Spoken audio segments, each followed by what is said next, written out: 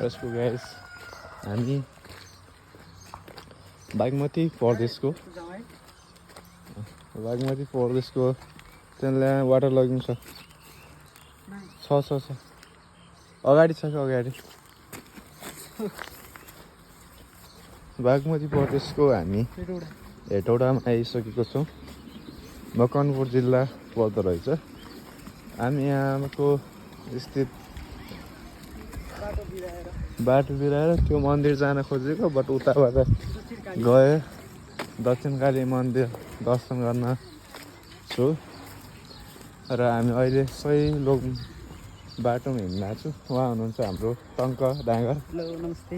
के छ अहिले हामी बागमतीमा यहाँ कस्तो मजा आइरहेछ? एकदम खुसी लागिरहेछ। आउँछ मन्दिरमा आउँदा त झन् आनन्द यहाँको हावापानी एकदम दामी छ। हावापानी राम्रो छ अनि त्यसपछि हरियाली पनि एकदम पानी परिराख्ने रहेछ। त्यो गाउँ घरलाई सम्झिन लायक छ भन्न मिल्छ हामीले। फेरि पनि हामी गलत ठाउँमा आए जस्तो छौँ।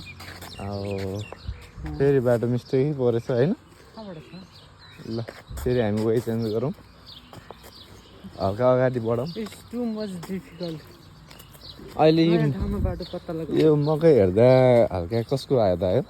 भर्खर थाहा नै थिएन। यो मकैलाई गोडमेल गर्ने टाइम आएको हो के छ हेर। हाम्रो गाउँघरतिर त यस्तो बेला त ढाल्ने भन्छ नि, मकै ढाल्ने। यो टाइममा ढाल्न मिल्छ होला?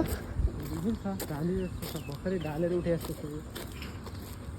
यस्तो भयो चाहिँ किन भयो हाम्रो बाटो पत्ता लगाउनु? कम्पासै ल्याउनु पर्ने हो र? न त हामीहरू हिड एन्ड ट्रायल मेथड लगाएर इन्जेक्सन के गरेर होला। त्यो पनि हुनसक्छ। तर हेर्नुहोस् त कस्तो दामी नेचुरल छ। आज कति भयो हाम्रो? तपाईँहरू क्यामेरा स्टार्ट गर्नुहोस् है। त्यो अल्छीसँग चाहिँ यस्तो चाहिँ नगराउनुहोस्।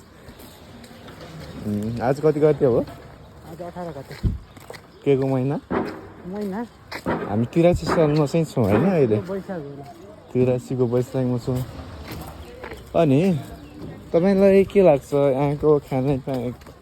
हजुर, जुन हाम्रो फ्याकल्टी छ नि त्यसमा कति इम्प्रुभ गर्ने जति देख्नुहुन्छ? फ्याकल्टी जुन हाम्रो नि फिल्ड छ त्यो फिल्डबाट हामीले गर्ने दायित्व छ त्यो यस मकवानपुर जिल्ला अर्थात् हेटौडामा कतिको आवश्यक देख्नुहुन्छ? आवश्यक छ। पूर्वाधार चाहिँ नभएको होइन, तर व्यवस्थित पूर्वाधार छैन। त्यसको लागि चाहिँ हामीहरूको महत्त्वपूर्ण रोल हुन्छ जस्तो लाग्छ मलाई। अनि अहिले हेर्दै गर्दा हजुर, धार्मिक पर्यटकीय स्थल पनि मानिन्छ प्रायः जसो, र काठमाडौँ नजिकै रहँदा यो